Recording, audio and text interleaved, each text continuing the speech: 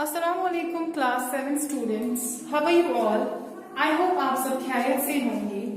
I am your English teacher और आज जो है हम चैप्टर जो स्टार्ट करने वाले हैं that is the lesson number 9 of your book courage. Courage है हमारा लेसन जो हम आज स्टार्ट करने वाले हैं। करेज क्या मतलब होता है, जैसा कि आप सबको मैंने ऑलरेडी कुछ बच्चों को क्लास में बताया था कि करेज का मतलब होता है हिम्मत। ठीक, किसी भी चीज को लेके हिम्मत दिखाना दैट इज करेज। चाहे आप किसी गलत चीज के खिलाफ बोले, चाहे आप सच्चाई का साथ दे, चाहे आप सही रास्ते पे चले, इन सब चीजों पे कायम रहने के लिए हम सबको हिम्मत की जरूरत पड़ती है एंड दैट हिम्मत इज कॉल्ड करेज। ठीक, करेज की बात है। तो इस लेसन में हमें बहुत से अलग अलग तरीके की करेजेस के बारे में पता चलेगा। कोई फिजिकल करेज होती है, कोई मेंटल करेज होती है, courage to save oneself, courage to save others, ये सारा इस चैप्टर में है। हम आहिस्ते आहिस्ते ये सब पढ़ेंगे। आप अपनी बुक्स की तरफ भी ध्यान रखेंगे ताकि आपको आइडिया मिल जाए कि हम क्या पढ़ रहे हैं। Now starting the lesson. Some time ago, I went to a children's school in England. The little scholars who were 3 to 7 years of age were taught to knit and draw, listen to stories and sing. There were boys as well as girls. तो ये जो हमारे chapter करेज के author हैं वो बताते हैं कि कुछ साल पहले, कुछ टाइम पहले मैं जो एक चिल्ड्रन स्कूल गया था, जो कि कहाँ था वो स्कूल, इंग्लैंड में। एक चिल्ड्रन स्कूल था, एक चिल्ड्रन स्कूल कहाँ था, इंग्लैंड में। ठीक, इंग्लैंड में एक चिल्ड्रन स्कूल था और मैं वहां गया था और वहां जाके मैंने क्या देखा, जो वहां के लिटिल स्कॉलर्स थे। ठीक है, स्कॉलर्स हम बोल सकते हैं स्टूडेंट्स को। ठीक, जो वहां के छोटे छोटे बच्चे थे, वहां के स्कॉलर्स थे, दे वर 3 to 7, 3 से 7 साल के बच्चे थे वहां, और उनको वहां अलग अलग तरीकों की चीजें सिखाई जा रही थी, अलग अलग स्किल्स सिखाए जा रहे थे। तो उनमें क्या क्या स्किल्स थे, knit and draw, listen to stories and sing। पहला स्किल जो उनको सिखाया जा रहा था that was knit, knitting जिसे हम बोलते हैं। ठीक है, आपने देखा होगा जो हमारे पुराने जमाने में हमारी ग्रैंड मदर्स होती थी, मदर्स होती थी, विंटर्स में वो क्या करते थे, 2 नीडल्स लेती थी और वूल लेती थी और वो बुनती थी। ठीक है, वूल की मदद से वो बुनती थी। उसी प्रोसेस को बोलते हैं knitting और इसको उर्दू में बोलते हैं बुनना। ठीक, उनको वही चीज, वही स्किल सिखाया जाता था, बुनना उनको सिखाया जा रहा था, उनको वहां ड्रॉ करना, ठीक है, बनाना, चीजें बनाना सिखाया जा रहा था, स्टोरी सुनना और गाना सिखाया जा रहा था। और उस स्कूल में क्या थे, जो स्टूडेंट्स थे वो बोथ बॉयज एंड गर्ल्स थे। ठीक है, वहां लड़के भी सीखते थे और वहां लड़कियां भी सीख रही थी। ठीक, the teacher said, "We are going to try the fire alarm. There is no fire, of course, but they have been taught to come out promptly at the signal of alarm." तो उसके बाद जो उनके teacher हैं, ये बच्चों के teacher हैं, वो उनको कहते हैं कि आज जो हम सीखने वाले हैं, आज जो चीज हम सीखेंगे that is fire alarm। ठीक, हम सीखेंगे फायर अलार्म। क्या फायर अलार्म, कि हम अलार्म बजाएंगे। आपको ये समझना है कि फायर है और आपको फायर के टाइम पे क्या नेसेसरी स्टेप्स लेने हैं, आपको फायर कैसे बुझानी है, कैसे खुद की जान बचानी है, वो सब हम इसमें सीखेंगे। कोई फायर था नहीं, कोई फायर नहीं था, लेकिन उन्हें फिर भी उनको ये एज्यूम करना था कि फायर है और उनको क्या मतलब उसके बाद क्या उनको नेसेसरी स्टेप्स लेने थे वो उनको देखना था। ठीक, तो उनको क्या सिखाया गया, to come out promptly at the signal of the alarm. Fire alarm में उनको सिखाया गया कि वो प्रॉम्प्टली बाहर आए। ठीक, प्रॉम्प्टली का मतलब होता है जल्दी जल्दी। ठीक, क्विकली। आप उनको सिखाया गया कि फायर अलार्म की आवाज सुन के ही आप लोग प्रॉम्प्टली, आप लोग क्विकली बाहर आओ। तो उसके बाद क्या होता है, he blew a whistle at once. The children left their books, pencils and needles and stood up. At another signal, they filed out into the open. The class was empty within a few minutes. These little children had learned to face the danger of fire and to be brave. तो उसके बाद क्या किया, जो teacher था उसने whistle बजाई। ठीक है, जो भी उसने विसल बजाई, उसने सिग्नल दिया, तो विसल के बजाते ही क्या हुआ, जो सारे छोटे छोटे बच्चे थे चाहे वो निट कर रहे थे, जो बुन रहे थे उन्होंने अपनी नीडल्स, अपनी सलाइयां छोड़ दी, वूल छोड़ दिया, जो ड्रॉ कर रहे थे उन्होंने पेंसिल्स, अपने कलर्स छोड़ दिए, जो बाकी काम कर रहे थे उन्होंने जो भी वो काम कर रहे थे अपना सारा सामान एकदम से छोड़ दिया और क्लास को खाली करके वो सब भागने लगे। और देखते ही देखते जो पूरी क्लास है वो क्या हो गई, वो खाली हो गई। सारे बच्चे नीचे ओपन में जो है, ग्राउंड में जो है वो जमा हो गए। तो यहाँ पे क्या जो चिल्ड्रन थे छोटे छोटे, इनको क्या सिखाया गया? Face danger. ठीक है, कौन सा danger? Facing the danger of fire. पहली चीज उनको सिखाई गई facing the danger of fire. इन्होंने ये सीखा और दूसरी चीज उन्होंने सीखी टू बी ब्रेव। ठीक है, हम बहादुर कैसे बन सकते हैं? खुद को बचाना है, भागना है, जो भी काम कर रहे हो वो सब छोड़ देना है। तो ये चीजें, डेंजर को फेस करना और बहादुरी दिखाना, इस फायर अलार्म के लेसन से इन्होंने ये चीजें सीखी। Now, was there anything wrong about it? Certainly not. It is right to take care of oneself and have the courage to defend it. But there is a greater courage, a courage that is displayed for the sake of others. ठीक, तो कह रहे हैं, जो author है हमसे पूछ रहा है कि उन्होंने ऐसा किया, क्या इसमें कुछ गलत था? उन्होंने कुछ गलत किया? नहीं, इसमें कुछ गलत नहीं था। ये बिल्कुल सही है, ये हमारा हक है, ये बिल्कुल सही है कि हम अपनी केयर करें, हम अपनी परवाह करें। ठीक है, अपने आप के लिए अच्छा सोचना, इसके लिए बहुत करेज होनी चाहिए। ठीक है, अपने लिए अच्छा सोचना, इसके लिए बहुत हिम्मत होनी चाहिए।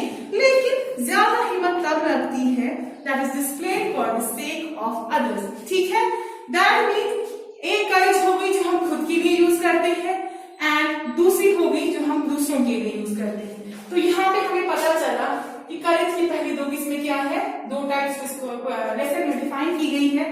पहली है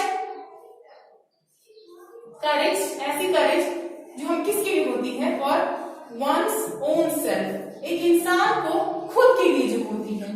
और दूसरी करेज जो होती है that is for the sake of others. ठीक, अपने लिए तो क्या ही किया, लेकिन दूसरों के लिए भी अच्छा सोचना, उनको डेंजर से बचाना, उनके लिए अच्छा करना।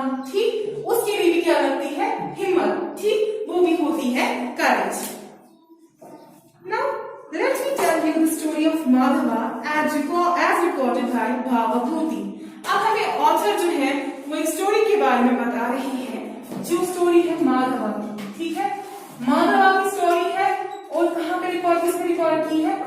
भावभूति। अब आप कहेंगे भावभूति कौन है, वो क्या है? वो एक पोएट थे। ठीक है, संस्कृत के पोएट थे वो। उन्होंने एक किस्सा बताया है, माधवा का किस्सा। ठीक, उन्होंने किसका किस्सा बताया है? माधवा का किस्सा। तो क्या था माधवा के किस्से में? Madhava was kneeling outside the temple when a cry of distress came to his ears. He found a way to enter and peered into the sanctuary of the goddess Chamunda. A victim stood ready to be slain in honor of that terrible deity. It was poor Malati. She had been carried off in her sleep. She stood there all alone with the priest and the priestess. The priest had taken up his knife just when Malati was thinking of Madhava, whom she loved. तो ये जो story है, इस story में बताया जा रहा है कि माधवा जो था वो नील कर रहा था। ठीक है, he was kneeling in front of a temple, झुका हुआ था। ठीक है, kneeling, झुका हुआ था, bending, झुकना। He was kneeling in front of a temple, वो मंदिर के आगे झुका हुआ था। तो उसने क्या सुना? अचानक उसके कानों तक आवाज पहुंची, चीखने चिल्लाने की, क्राई ऑफ डिस्ट्रेस। डिस्ट्रेस को बोलते हैं, किसको बोलते हैं? डिस्ट्रेस बोलते हैं पेन को। ठीक है, एक पेन, दर्द भरी आवाज उसने सुनी, एक दर्द भरी आवाज सुनाई थी माधवा को। और वो जो है वो उसने रास्ता ढूंढा मंदिर के अंदर जाने का, और वो कहाँ पहुंचा? In the sanctuary of goddess Chamunda. Sanctuary का मतलब हो गया sanctuary of goddess Chamunda. आपको goddess से समझ आया होगा। goddess का मतलब क्या होता है? भगवान, ठीक है। भगवान होता है गॉडेस का मतलब, चामुंडा जो है वो एक गॉडेस का नाम था, और जो उसकी जगह थी रहने की उसको बोलते हैं जो सैक्रेड प्लेस होती है, ठीक है। जैसे कि मंदिर हम बोल सकते हैं, सैक्रेड प्लेस होती है। चामुंडा जो है वो गॉडेस थी, ठीक है, और सेंचुरी बोलते हैं सैक्रेड प्लेस को। तो उसकी जो रहने की जगह थी, उसकी जो होली प्लेस थी, उसकी जो सैक्रेड प्लेस थी गॉडेस चामुंडा की, वहां से ये आवाजें आ रही थी। और आवाजें किसकी थी? एक विक्टिम था जिसको स्लेन करने की कोशिश की जा रही थी। विक्टिम किसे बोलते हैं? विक्टिम बोलते हैं जिसपे जुल्म होता है, ठीक है, मजलूम जिसे हम कहते हैं, जिसपे ज्यादतियां हो रही होती है। और स्लेन बोलते हैं मारना, ठीक है, किल करना। जैसे कि आप लोगों ने देखा होगा पुराने जमाने में हिंदू जो थे वो लोगों को किल करते थे, उनका स्लेन करते थे, वो कहते थे कि हम इनकी बलि चढ़ाएंगे, ठीक। तो सेम हो रहा था, एक लड़की थी, उसको मारने की, उसको उसकी बलि चढ़ाने की बात हो रही थी, और वो जो लड़की थी उसका नाम क्या था? मलाती, ठीक। मलाती वो विक्टिम थी जिसकी क्या होने वाली थी?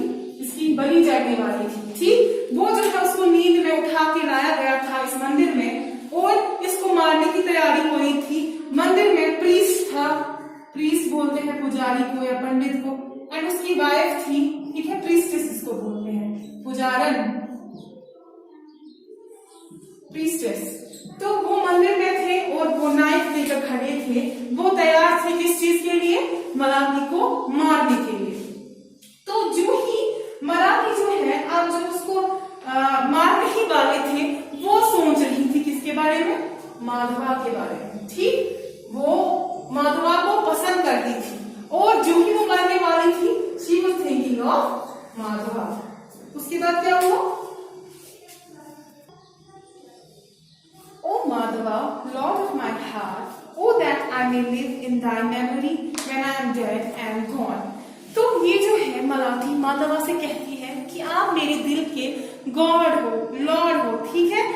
वो उसको पुकारती है, दिल से पुकारती है, और कहती है कि मैं जो हूँ आज मरने वाली हूँ, लेकिन मेरी जिंदगी जो है, मेरी विश है कि मरने के बाद भी जब मैं मर जाऊंगी, यहाँ से चली जाऊंगी इस दुनिया से, मैं आपकी यादों में हमेशा जिंदा रहनी चाहिए, ठीक है। बहुत प्यार से, बहुत विद पेन के साथ ये मलाती बोलती है, दिल मतलब चिल्ला चिल्ला के बोलती है माधवा को। The intrepid Madhava gave forth a cry and jumped into the sacrificial chamber. He engaged the priest in mortal combat and Malati was saved. ठीक, उसके बाद क्या होता है? जब माधवा ये सब चीजें देखता है, सुनता है, वो इंटरप्रेट होता है। इंटरप्रेट का मतलब होता है जो किसी से नहीं डरता, ठीक है, जो किसी से नहीं डरता, फेयरलेस। वो जो है वो बहादुरी से गया अंदर उसी चैम्बर में जहां पे इसकी बलि चढ़ने वाली थी, वहां वो गया। उसने क्या किया? उसने एक मॉर्टल कॉम्बैट का मतलब होता है लड़ाई लड़ना, ठीक है। मॉर्टल कॉम्बैट प्रीस्ट के साथ, पुजारी के साथ उसने क्या किया? एक जंग लड़ी, फाइट, ठीक, एक जंग लड़ी, और क्या किया? मलावी को बचा लिया। From whom did Madhava display this courage? Was he fighting for himself? Yes, but that was not the sole motive of his courage. He was fighting for the sake of another too. He had heard a cry of distress, and that had moved the brave heart within his breast. So we have seen that what is courage to help oneself and the courage to help others. तो अब हमसे पूछ रहा है कि जो ये माधवा ने करेज दिखाई, वो किस लिए थी? ठीक, पहले तो हमें पता है वो किसके लिए थी, उसके खुद के लिए थी, लेकिन उसने क्या दिखाई ये courage? For the sake of others भी, क्योंकि उसने क्या सुनी थी? उसने एक क्राई सुनी थी। किसकी क्राई? मलाती की cry of distress, cry of pain उसने सुनी। तो उसने क्या किया? उसने करेज दिखाई खुद के लिए भी and for the sake of others, यानी कि दूसरों के लिए उसने क्या दिखाई? करेज। तो अब हमें क्या पता चला? यहाँ पर भी हमें दो चीजें पता चली कि करेज जो होती है वो होती है टू हेल्प oneself, ठीक, और दूसरी करेज होती है to help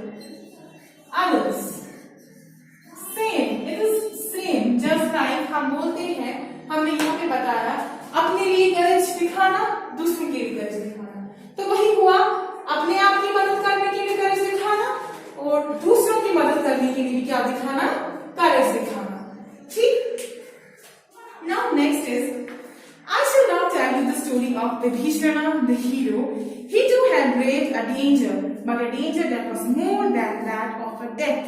He had dared the breath of a king and given him wise counsel which others dared not utter. अब जो है हमारी दूसरी कहानी जो है वो स्टार्ट हो रही है, और वो दूसरी कहानी किसके बारे में है? वो दूसरी कहानी है विभीषण के बारे में। विभीषण किसे कहते हैं? आप लोगों ने सुना ही होगा, जो रामायण है उसमें जो रावण था उसके भाई का नाम था विभीषण। ठीक, विभीषण उसके भाई का नाम था, बट वो रावण की तरह नहीं था। ठीक, जैसे हम रावण को देखते हैं, हमें उसकी बहुत ही गलत इमेज है, बुरी इमेज है। वो विभीषण उसका भाई था, वो उसका अपोजिट था। ठीक, अगर आपने महाभारत देखी होगी उसमें दिखाया भी गया है कि वो राम की हेल्प करता है सीता को बचाने के लिए अपने भाई के अगेंस्ट जाके, तो उसमें करेज थी। यहाँ पर भी जिक्र है करेज का, अपने भाई के अगेंस्ट जाना, इसमें it takes a lot of courage. ठीक है, बहुत सारी हिम्मत चाहिए अपने ही भाई के अगेंस्ट जाने की। तो क्या स्टोरी है विभीषण की? उसने क्या किया था? उसने अपने भाई रावण को आईना दिखाया था कि वो किस तरह का इंसान है, वो जालिम है, वो गलत कर रहा है। ठीक है, गलत के साथ है, वो सब बातें जो किसी और को बताने की हिम्मत नहीं थी रावण को, क्योंकि रावण जो था वो बहुत पावरफुल था, कोई और उसको ये सब नहीं बता पाया। ये सब उसको किसने बताया? विभीषण ने बताया। तो जो विभीषण है उसने क्या दिखाई? करेज। Scoundrel, shouted Ravana, you two are an enemy. Do not let me have any more of your nonsense. Go and talk to the hermits in the wood and not to one who has beaten every opponent he has met. तो जो ही विभीषण ने रावण को सच्चाई का आईना दिखाया, रावण को गुस्सा आया। ठीक है, उसने इसे क्या कहा? स्काउंड्रल। स्काउंड्रल का मतलब क्या होता है? बदतमीज। ठीक, स्काउंड्रल यानी कि बदतमीज। बोलता है उससे कि बदतमीज हो तुमने कैसे ऐसे बोला मेरे बारे में, तुम्हारी हिम्मत कैसे हुई? मैं तो इतना पावरफुल इंसान हूँ, तुम भी मेरे दुश्मन हो। You are an enemy too, तुम भी मेरे दुश्मन हो, मुझे तुम्हारी बकवास नहीं सुननी है। तो क्या बोलता है कि आप जो है आप जाके हर्मिट से बात करो। हर्मिट्स बोलते हैं पुअर पीपल जो होते हैं। ठीक है, पुअर या हम बोल सकते हैं जो होते हैं स्लेव्स। ठीक है, नौकर चाकर, उनको बोलते हैं हर्मिट्स। तो कहता है कि आप जाके किनसे बात करो? हर्मिट से बात करो, मुझे ये सब मत बताओ। मैंने आज तक मेरा जो कोई भी ओपोनेंट है वो मुझे हरा नहीं पाया है, तो आप मुझे ये सब क्यों बोल रहे हो? आप डिजर्व ही नहीं करते हो मेरे साथ रहना। Shouting thus, he dealt a kick to his courageous brother Vibhishana, who then rose with a heavy heart and left the king's palace. As he knew no fear, he had spoken frankly to Ravana, and since the ten-headed one was not willing to listen, he had now no option but to quit. तो उसके बाद ये सब सुनाने के बाद रावण क्या करता है? वो एक किक मारता है इसे। ठीक है, लात मार देता है और बोलता है कि दफा हो जाओ मेरे पैलेस से, तुमने मेरे बारे में ये सब बोला, तुम डिजर्व ही नहीं करते हो मेरे साथ रहना। तो जो विभीषण होता है वो बेचारा हेवी हार्ट हो गया, यानी कि सैड हो गया। हेवी हार्ट बोलते हैं ना, दिल भर आना। ठीक है, सैड हो जाना। वो सैड हो गए, मायूस हो गए, वहां से क्या उस पैलेस से निकल गया। क्यों? क्योंकि उसके करेज थी कि सच्चाई के लिए वो कुछ भी कर सकता था। ठीक, उसको पैलेस से निकाला गया, उसके पास कोई ऑप्शन नहीं था। He had no option but to quit. ठीक है, उसे जो है पैलेस है वो छोड़ देना पड़ा। Vibhishana's was an act of physical courage, for he was not afraid of his brother's kick, but it was an act of mental courage too, for he did not hesitate to give utterance to words which other courtiers, physically as bold as he, would not dare to say. It is this courage of mind that is known as moral courage. तो कह रहे हैं कि जो ही विभीषण ने kick मारी, किसे? Sorry, Ravan ने किक मारी विभीषण को, तो वहां पे जो उसने करेज दिखाई वो कौन सी करेज थी? वो थी विभीषण की फिजिकल करेज। ठीक है, क्योंकि उसे दर्द तो हुआ होगा लेकिन उसने हिम्मत नहीं हारी, तो उसने कौन सी करेज दिखाई वहां पे?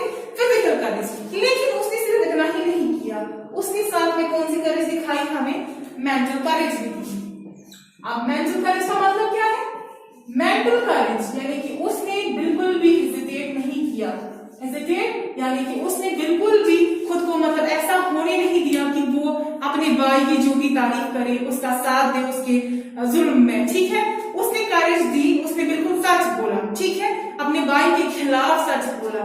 जो उसके बाकी लोग थे वहां महल में वो नहीं कर पाए, उसने वो किया, ठीक। तो वहां पे उसने कौन सी करेज दिखाई? मेंटल करेज। और इसी मेंटल करेज का दूसरा नाम क्या है? इसी को हम बोलते हैं मॉरल करेज, ठीक, मॉरल करेज। तो अब पहली स्टोरी में आपने सीखा दो तरह की करेज है, ठीक है। एक तो हुई अपने लिए, दूसरी हुई दूसरों के लिए। उसके बाद अपनी हेल्प करने के लिए, दूसरी होती है दूसरों की हेल्प करने के लिए। और जो ये नेक्स्ट स्टोरी है विभीषण की जो स्टोरी है, इसमें जो हमने करेजेस पढ़ी, एक तो है फिजिकल करेज, ठीक, सहना, जुल्म सहना, उसके खिलाफ फिर भी खड़े होना, चाहे फिजिकली आपको कितना कोई टॉर्चर क्यों ना करे, फिर भी जुल्म के खिलाफ खड़ा होना। और मेंटल करेज, ऐसे खतरनाक, ऐसे पावरफुल बादशाह जो कि उसका भाई भी था, उसके आगे सच्चाई बयान करना जो और कोई कर नहीं पाया।